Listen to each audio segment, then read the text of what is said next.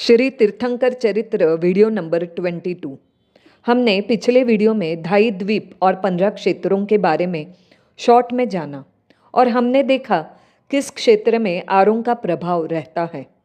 जैन दर्शन, जैन शास्त्रों में बताए अनुसार अपनी सृष्टि अनादि काल से गतिशील है। इनका न ही आदि है और ना ही कोई अंत है। काल को एक चक्र की उपमा दी है। जैसे चक्र में या अपने घड़ी में जैसे 12 आरे होते हैं, वैसे ही काल चक्र के 12 आरे होते हैं। समय विशेष को जैन शास्त्रों में आरा का नाम दिया गया है। काल चक्र के 2 विभाग किए गए हैं। एक है अवसर्पिणी यानी उतरता और दूसरा है उत्सर्पिणी यानी चढ़ता। अवसर्पिणी काल में 6 आरे हैं और उत्सर्पिणी में 6 आरे, यानी हो गए टोटल कुल मिलाकर 12 आरा। इन 12 आरों का समय जब पूर्ण होता है तब कहा जाता है कि अब एक काल चक्र समाप्त हो गया है।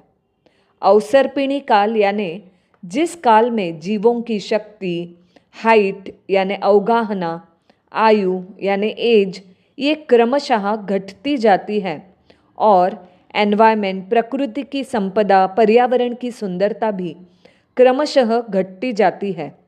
यानी पहले आरे से दूसरे आरे में कम हो जाती है, दूसरे से तीसरे में कम, तीसरे से चौथे में कम, इस तरह सब कुछ घटता जाता है।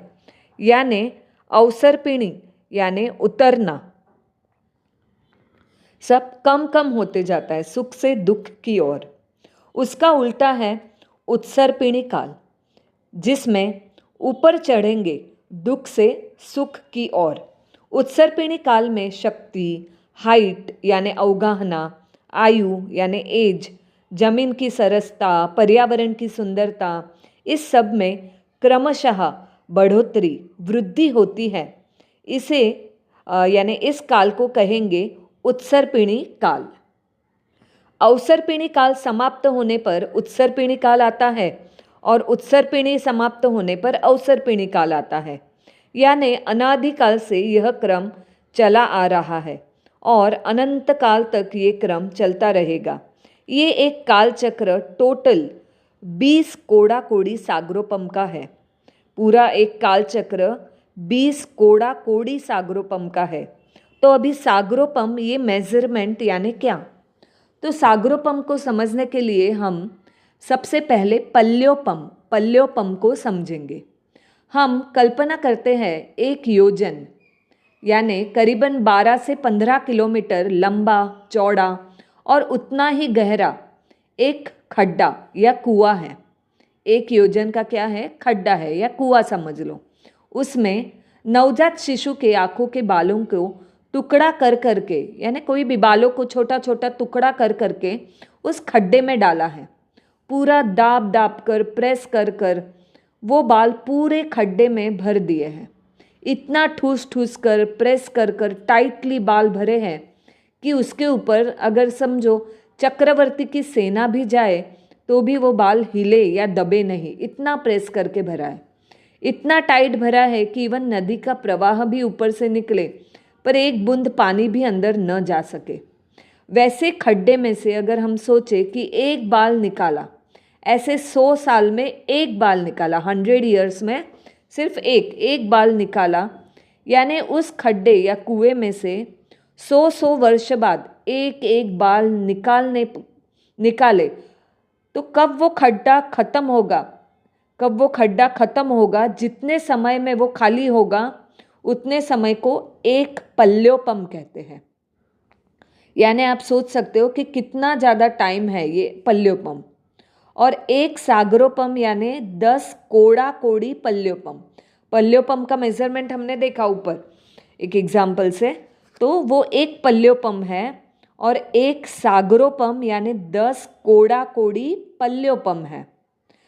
तो कोड़ा कोड़ी यानी क्या अगेन? तो 10 करोड़ इंटू 10 करोड़, 10 करोड़ गुणाकार 10 करोड़। तो एक सागरोपम इक्वल टू 10 कोड़ा कोड़ी पल्योपम। एक सागरोपम यानी 10 कोड़ा कोड़ी पल्योपम। और एक जो काल चक्र हमने देखा 12 आरा कंप्लीट होता है, तो एक काल चक्र ये क्या है अगेन, 20 कोड़ा कोड़ी सागरोपम, यानी आप देख सकते हो ये मेजरमेंट, ये कितना बहुत ज़्यादा टाइम है। एक काल चक्र यानी 20 कोड़ा कोड़ी सागरोपम। अभी हमने जैसे ऊपर देखा काल चक्र दो भाग में विभाजित है, एक है अवसर्पिणी यानी उतरना और उत्सर्पिणी यानी चढ़ना। तो टोटल पूरा काल चक्र कितना है, 20 कोड़ा कोड़ी का, राइट, 20 कोड़ा कोड़ी सागरोपम का। तो उसमें अवसर्पिणी है 10 कोड़ा कोड़ी का और उत्सर्पिणी है 10 कोड़ा कोड़ी का, यानी ये दोनों मिलाकर कितना हो गया, 20 कोड़ा कोड़ी, यानी एक काल चक्र होता है। अभी हम इस वीडियो में आरों के नाम देखेंगे और अगले एक एक वीडियो से एक एक आरों के बारे में देखेंगे। अब अवसर्पिणी के 6 आरे और उत्सर्पिणी के 6 आरे।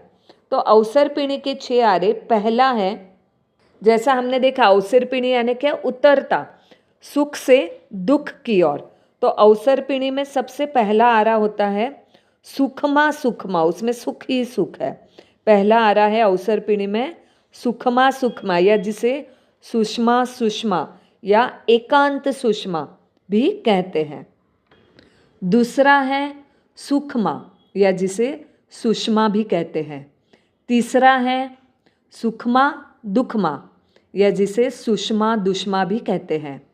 चौथा आरा है दुखमा सुखमा, या जिसे दुष्मा सुषमा भी कहते हैं। पांचवा है दुखमा, या जिसे दुष्मा आरा भी कहते हैं। और छठा है दुखमा दुखमा, या जिसे दुष्मा दुष्मा या एकांत दुष्मा भी कहते हैं। तो ये हो गए हैं अवसर्पिणी काल के 6 आरे सुख से दुख की ओर।